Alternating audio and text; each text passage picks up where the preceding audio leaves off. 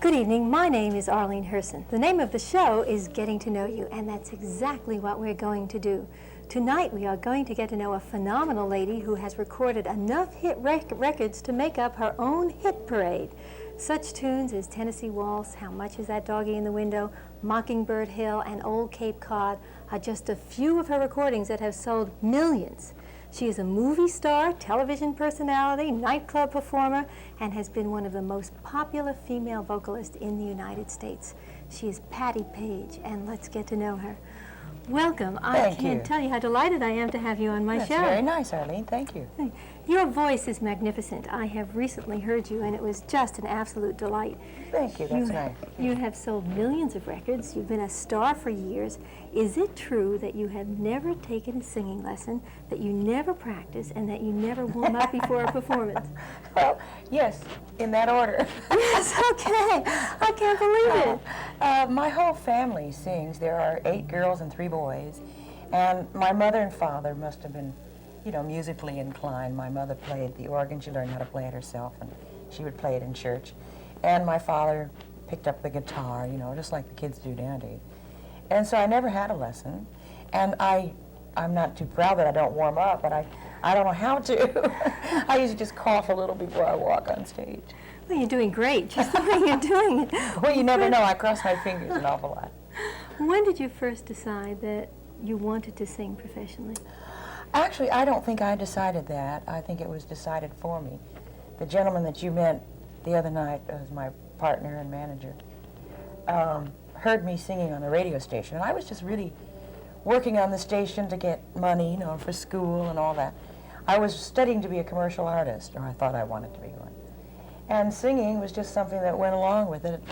I was given the job because the program director at the station heard me sing in our assembly in high school and asked me, while I was there at the station applying for a job in their art department, to just put something on a record so that if they needed a singer ever, you know, that they might call me, which is what they did. And I was just going along. I had my last 3 years of high school. I did the show, and that's when Jack heard me, and he kind of pushed me out of Tulsa. Wow. He took me with him. Well, but he not only changed your life at that time, that's when you changed your name. Isn't that when you became Patti Page? No, my name was changed when I was doing the show in Tulsa. So I was just a sophomore in high school when I took over the show called Meet Patti Page, and it was sponsored by the Page Milk Company. So I had that my last 3 years of high school. And so when I left, I just asked them if I could take the name with me, and they said, sure. And they said, we won't have another Patti Page after you, so that's what happened. And they couldn't have done anything as magnificently as the name as you have. I mean, you've made it famous throughout the world. And your real name was Clara Ann Fowler, is that right? Right. And you mentioned that you grew up in a very large family. 8 girls and 3 boys. 8 girls and 3 You're boys. the 10th of 11 Right. children. What was it like growing up in such a big family? Oh, I only remember the good things. We didn't have any money. Maybe that was one of the bad things, but you know, when you don't know what you're missing, you can't miss it, really. I remember one time I was appearing at the Plaza Hotel in New York, and I had a suite, and one of the bedrooms was the dressing room. And I had always thought about, you know, never getting anything for Christmas because there were just too many kids, and my mom and dad, you know, just couldn't afford anything. So we had a beautiful Christmas tree, and we'd have a lovely meal. And I remember her giving the last 3 kids $1 between us. And I looked at all these white gowns that were hanging up in this dressing room at the Plaza, and I said, there's my dolls. I finally got my dolls, you know, because I never really had one. And I said, I guess my gowns are my dolls, finally. Then I remembered that my sister had that one doll, the youngest sister.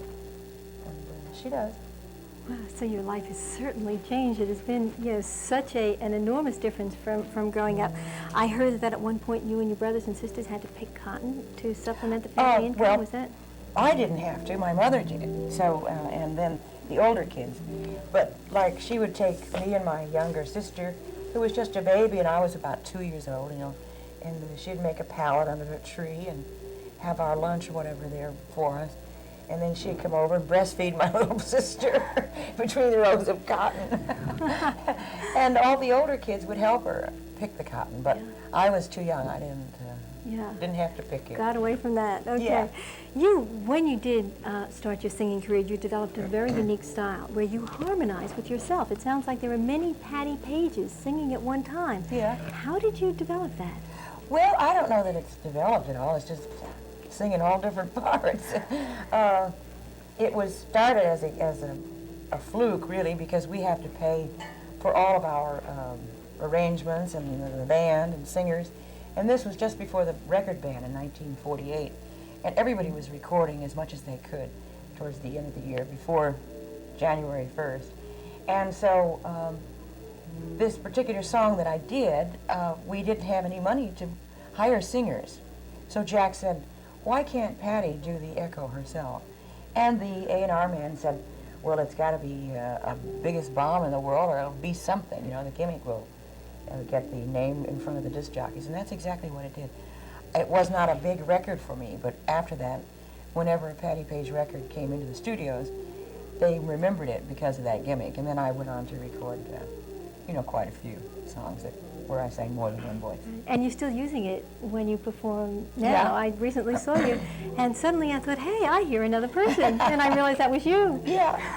That's done electronically, though. That's just through a computer thing. It's very interesting. I don't know how they do it, but you push a little button and out comes my voice in harmony. Sounds So terrific. people think there's somebody else singing, or Yeah. that we've taped something and somebody just put it on at that time, but we couldn't do that. No. Oh, but it's not. So it's actually, your voice is actually at that time harmonizing Going with through itself. I don't know what they call it, but it's some kind of computer. And it's going through there and coming out delayed, but you can't tell that. Yeah. But you can either make it harmony above your voice or below. And it sounded like Bugs Bunny when we put it above, so we had to put it below. Well, it doesn't sound like Bugs Bunny anymore. Even though you're enormously successful as a nightclub performer, your first performance in a nightclub, which was at the Copacabana in New York City, I heard was not a pleasant experience for you. Why? Well, no, Joey Lewis was the headliner. And the people didn't know who I was. And they really weren't interested in hearing me sing. I was just an opening act. And it was really, I used to cry an awful lot because nobody would applaud or anything. You know, I did my 5 numbers and then just kept walking up, off the stage because nobody ever asked me to come back, for an encore. Until one night, I heard someone say, "Sing the Waltz." And I didn't know what they were talking about. Now, Tennessee Waltz had been released while I was at the Copacabana. And I had no idea that anybody had played it because we were hoping, and it was near Christmas, and Mercury was putting all their concentration on the fantastic Christmas song that I recorded called Boogie Woogie Santa Claus, which no one heard. And that was the first reaction I'd gotten from an audience when they said, "Sing the waltz," and I really didn't know what they were talking about. So it was 6 weeks of working at the Copacabana, which I didn't really enjoy too much. Well, it's changed since then. But when you started to tell part of that story, but that's when Tennessee Waltz, when you say the waltz, that was Tennessee Yes, Waltz, and that was originally on the flip side, and they thought, hey, that Yeah. was just an extra song, and that Right. became one of your most popular songs. Oh, the most one. The most successful one. How do you feel about nightclubs now? Oh, I love it. I love it. Any time you can get reaction from an audience right then and there. I loved doing my television show when it was done live, because you got this reaction at that one time. It'd be very hard for me or any person who is in the movies, to really get any reaction to some work that they've done because they have to wait so long. Okay, but you have it in the movies. You've been in Well, 3 not motion many. pictures three that I know of. Elmer Gantry with Burt Lancaster. Right. I thought that you were terrific as Sister Rachel, because I Thank did see you. that. And Dondi, which is a film that was based on the comic strip, and Boys Night Out, Boys which Night was Out, a comedy from MGM. Did you enjoy being in motion pictures? Would you like to do any more? I wanted to, I thought at the time, but when an agency makes more money from you by, doing something that you're familiar with, and they don't really have to sell too much, For the movies, they would have to concentrate and sell Patti Page as a commodity other than a singer. And I just don't think much concentration was put in that area. And So I only did 3, and no one came knocking on my door after that. Wow. Okay, we have to take a break right now. Okay. We'll be back. We're at Club Benet in Patti Page's dressing room, and we'll be right back after this message from one of our sponsors, so please stay with us. We're back with Patti Page in her dressing room at the Club Benet in Sayreville, New Jersey. We were just talking about some of the things that you've done. You mentioned before a little bit about your television program. Mm-hmm. You hosted 2 television programs, as a matter of fact, one called The Big Record, Mm-hmm. and one called The Patti Page Show. Right. Can you tell us some of your experiences as a television hostess? Well, I really did love it. And as I said, the first show we did, The Big Record, was live. Then in 1959, when I went over to ABC, that was when tape first came in. And we taped that, although we did it live on tape, like Johnny Carson does his show. But the Big Record, there were so many things that did happen. And I remember also doing a couple of dramatic shows, like the U.S. Steel Hour and one other show, where everything was done live, and a dramatic show being done live. So many fantastic actors and actresses used to do those live, and I could never understand how they did it. And now it's even more phenomenal.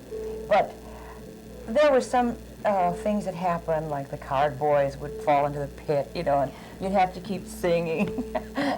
And because since it was live, you had to make up all sorts of things. And I think this was one of the charming things about live television.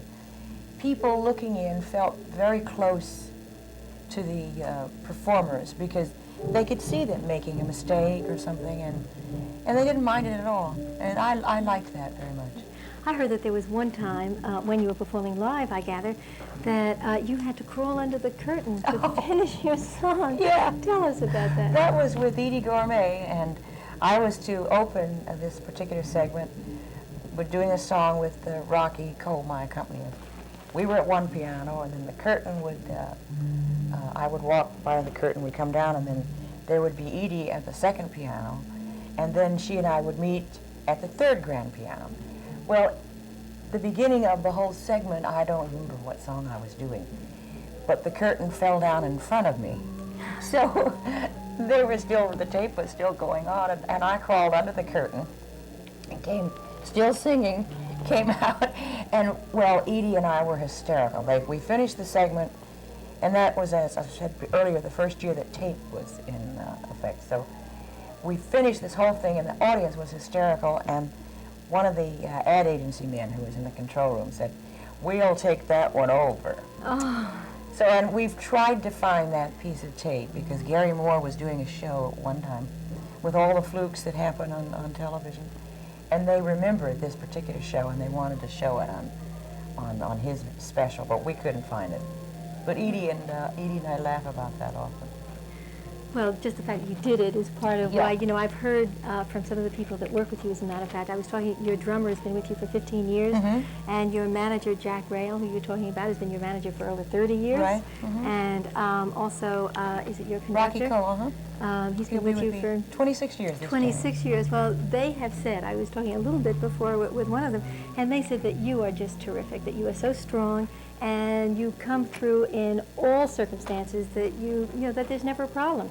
Patti Page is always on time. Patti Page is always right there, and Patti Page always comes through. Very dull. No, are you kidding? Very refreshing, very terrific. Which is why you have been so successful, and that's part of the reason. On television, motion pictures, nightclub, radio, you had your own radio show. You were once even, I heard, disc jockey for yourself, playing your own songs. But what is your favorite song? You have so many that have been terrific. Tennessee Waltz would always be something special for me because that was my dad's favorite song, and so I've done it for all these many years, and I've really never gotten tired of singing it. But I think Old Cape Cod is one of my favorites, at least one of the prettiest ones that I've done. Yeah. What do you think about today's music? I love it. Not all of it. You can't love it all because I don't understand a lot of it, but there are a lot of great musicians around, and they're doing their thing, and they really know their craft, and I think that's very important. I feel sorry for some of the performers who have said the business is so bad, you know, that they've had to go to drugs or whatever. You know, that I don't understand because it's still a business. I know I read a review of the Rose or something, the Bette Midler thing. Rose. In Denver. We were just there in Denver, and she did a fantastic job. The review was not about what she had done, but about making a story about someone who was so tragic, that the business had made it so tragic. And yet, I don't think that's right at all. And he was saying that as far as he was concerned, a lot of stars just take, they never give anything. So this was his comment on what people talk about. It's so bad being successful, you know, when you're at the top. You can't be alone, you can't have your own friends, and it's terrible to be successful like that, you know. And oh my God, I've got to take drugs, you know. Oh, obviously you don't agree with any of that. Oh, well, I don't think that you have to at all. No, and the business has been good for you, and Oh, you yes, look it has. terrific. We have to take a break right All now. We'll be right back. We're talking with Patti Page, and we'll return, so please stay with us. We're back with my guest, Patti Page. We were just talking about some of the difficulties, as you had mentioned, that some people feel about being in show business and how tough it is for them. It's obviously been good for you. Oh, yes. What, for you, is the best part of being a star? I think that over the years I have met some fantastic people, and I have been a part of their life, you know, and I don't really know them that well, but you get these letters and they say how much a part of their life I have become, and you would like to say thank you to each of them, you know, but you just can't. And you can't really realize how important that you are, but I think that's a very rewarding feeling. I don't think it has anything to do with ego, because I don't think I have an ego problem, but I feel very close to people that, you know, have been very, very kind to me through these years, yeah. Yeah, that's nice. It's a lovely feeling, really. How much time do you spend traveling? Well, it seems like now we're just on the road all the time, but I would say it's about half of the year, about 25, 26 weeks. And the other half? What do you do? Well, I have two children. One is 17 and 15, and I live down near San Diego, and in a little village that with about 3,000 people in it, I think. Ah. And it's a lovely area, and I'm just at home, you know, doing what I can. Oh, okay. Any of your children interested in show business, either one of them? Or? I don't think so. She always kidded me about wanting to be a rock star. And I think they just feel like since Mom can do anything, you know, that you can become a rock star just like that, too. But she was writing some of her own songs, and she learned how to play the guitar. And I asked her if I could put some of her songs on tape because I could, you know, we have a publishing company, you know, and who knows, somebody might want them. And she said, oh, no, they're only for me. I don't want anybody singing my songs, which is quite unusual. Most songwriters want somebody to sing them. Yeah. How do you feel about her songs? I thought they were very good. But I wasn't going to push her into doing something that she didn't want to do. And she's 17, she still has time to Yeah. decide what it is she wants Sure. to do. Just about the only thing that you haven't tried in show business, it seems, is a Broadway musical. Why not? Well, I tell you, I did one in summer stock in Dallas. And believe it or not, it was Annie Get Your Gun. Oh, And I really discovered that I enjoyed being out on the stage with a lot of people around. You know, it was the first time I had never been really alone. And I enjoyed doing it. After that, I played in West Covina in Annie. And then I tried out for the road company for Sound of Music, but Florence Henderson got it. And I would like to do something on Broadway. I never have been on Broadway. But I hope it's not too late. yeah. Oh, no, there's still time. Because your talent is endless. I mean, you also wrote a book. So I discovered you wrote a book called Once Upon a Dream, a personal chat with all teenagers. Why did you write that book, and how did you find the character? Well, actually, at the same time, or just before this, Pat Boone had written a book which was geared towards teenagers, and the same publishers, Bob Merrill, thought they should get a girl's version of it. And actually, I did not give any advice because I didn't feel as though I was old enough to give anybody advice. But all I did was just relate the stories that when I was a teenager, and a lot of things haven't changed at all, even then to now. you know, there's a lot of problems in growing up, and I just related that story and how it had affected me. And hopefully it had been very good for me growing up. And you wrote the book yourself. You did not use anybody else to write it, I understand. Oh, well, I had yeah, help. okay. No, I had help. There was a gentleman who was there with me, you know, editing everything that I did, you know, so I don't think I was that clever. What I did, I put everything down on tape, you know, and then just had it transcribed, so it was in my own words, but he changed a few of them. If you could change anything that has happened in your life, speaking about change, what would you change? I don't know that I would change anything. I've been asked that question before, and I've had to answer it the same way because there are not too many things that I've been, you know, that disappointed in that have affected my career, you know, and I don't think I'd change anything. Oh, terrific. Okay, we have to take a break right now. We can't change that.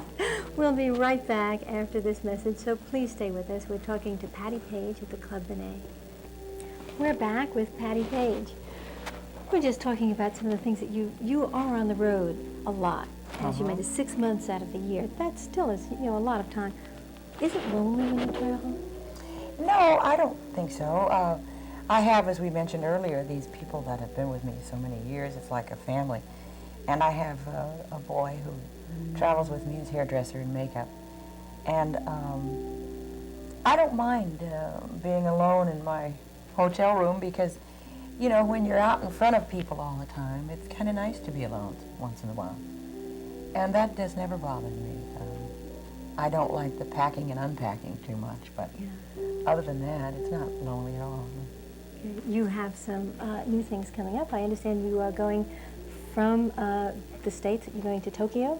Yes, we leave here 2 days after I close here at the Club Benet. Then I'll be back home in time for Christmas. In fact, we get back the 22nd. And then I go back to Hawaii for New Year's Eve. And between Christmas and New Year's Eve, I'm taping a special, a jukebox special, in 26th in Burbank on NBC. I don't know when it's going to be on. But then I come back here to this area in January at the Fairmont in Philadelphia. And from there to Disney World and Fort Lauderdale, Arkansas, and just the usual things again. Oh, just the usual thing. Traveling all over the world, everybody does that. Yeah. Sure. Okay. Aside from all that traveling, what would you like to happen to Patti Page in the future? What do you see with your career then? Well, I would love to have a hit record. I think that my kids would like it too. Another one? Yeah. Another 10, why not? Yeah, why not? Okay. Why not settle? Why settle for just one, right? But I have recorded a song which is not out yet. We recorded it in Nashville, and they will be releasing it, I hope, very soon. Can you tell us the name of the song? It's called Fred. Fred. Okay, we will look for Fred. Okay. Listen for Fred. And I must say that it has been just a delight to have you here. I've seen you perform recently, and you radiate warmth. The audience loved it. I loved it. And I loved having you on my show. Thank and you. I thank you very much for being My here. pleasure. Thank you. Bye-bye. I hope that you enjoyed getting to know Patti Page and that you'll join us again next week. Meantime, good night. It's been a pleasure getting to know you.